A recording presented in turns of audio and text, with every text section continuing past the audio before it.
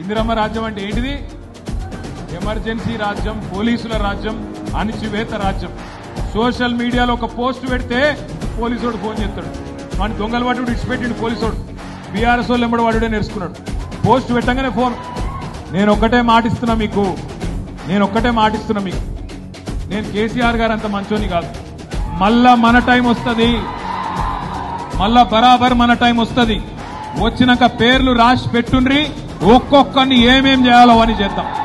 వదిలిపెట్టే సమస్య లేదు. దబ్బన కొంతమంది అనుకుంటారు మేము రిటైర్ అవుతాం, ఇంటికి పోతాం, మమ్మల్ని ఏం బిక్తారు అనుకుంటున్నాము. రిటైర్ అయి వేరే దేశానికి పోయినా రప్పించి తప్పకుండా అన్ని లెక్కలు సెటిల్ చేస్తాం, హిసాబ్ కితాబ్ మొత్తం చూస్తాం. అట్లా ఊకునే బాపత్ కాదు. ఇదివరకున్న కథ వేరు, ఇప్పుడున్న కథ వేరు.